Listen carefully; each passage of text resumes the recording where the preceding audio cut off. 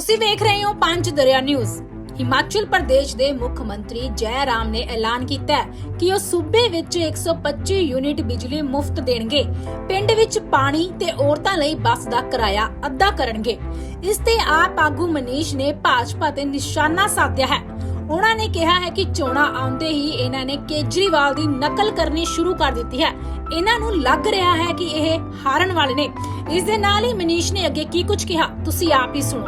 आज हिमाचल प्रदेश के माननीय मुख्यमंत्री जी ने घोषणा की है कि वो हिमाचल प्रदेश में 150 यूनिट बिजली फ्री करेंगे, गांव के अंदर पानी फ्री करेंगे, महिलाओं का बस का किराया आधा करेंगे। ये हिमाचल प्रदेश की सरकार ने, उनके माननीय मुख्यमंत्री जी ने अभी घोषणा की है। हमने तो सुना था कि भारतीय जनता पार्टी आम आदमी पार्टी से डरी हुई है, लेकिन आज उनकी अनाउंसमेंट से समझ में आ गया कि आम आदमी पार्टी को लेकर भारतीय जनता पार्टी के मन में हार का बहुत ज़बरदस्त खौफ है। पूरे देश में भारतीय जनता पार्टी की, उनके दोस्तों की 18 सरकारें हैं। कहीं उन्होंने नहीं सोचा कि बिजली सस्ती कर दो। हर जगह कहते हैं बिजली फ्री नहीं होनी चाहिए, फ्री का मजाक उड़ाते हैं। हर जगह कहते हैं ये फ्री तो देशद्रोही है। केंद्र की सरकार में भी रिव्यू करके मीडिया को बताते हैं कि पूरी की पूरी केंद्र सरकार कह रही है फ्री तो बर्बाद कर रहा है। और हिमाचल प्रदेश में चुनाव आया तो केजरीवाल मॉडल ऑफ गवर्नेंस की कॉपी करने की नाटक करने लगे हिमाचल प्रदेश में। हिमाचल प्रदेश में आज भारतीय जनता पार्टी ने जो अनाउंसमेंट्स किए हैं, भारतीय जनता पार्टी की सरकार ने, वो केजरीवाल मॉडल ऑफ गवर्नेंस की नकल करने की कोशिश है। केजरीवाल जी का इतना खौफ, अभी तो केजरीवाल जी ने मंडी में एक रोड शो किया था, इतनी जल्दी इतने खौफ में आ गई भारतीय जनता पार्टी की, केजरीवाल जी की योजनाओं को आधे अधूरे बेमन से लेकिन कॉपी करने की कोशिश करने लगी। 18 राज्यों में इनकी सरकार है, वहाँ क्यों नहीं कर रहे? चुनाव से ठीक 2-3 महीने पहले हिमाचल प्रदेश में अनाउंस कर रहे हो, क्यों? क्योंकि आपको पता है कि आप तो हारने वाले हो वहाँ पे, आपको पता है। और जनता भी ये बात जानती है, जनता भी ये बात जानती है कि भारतीय जनता पार्टी की अनाउंसमेंट्स का कोई मतलब नहीं है। बीजेपी बिल्कुल सस्ती बिजली देने के खिलाफ पार्टी है। तो ये तो अगर चुनाव जीत गए दोबारा तो तुरंत वापस ले लेंगे इन सबको। इनकी कोई मंशा नहीं होती ये सब करने की, ये केवल चुनाव की घोषणाओं के तहत इन्होंने किया है।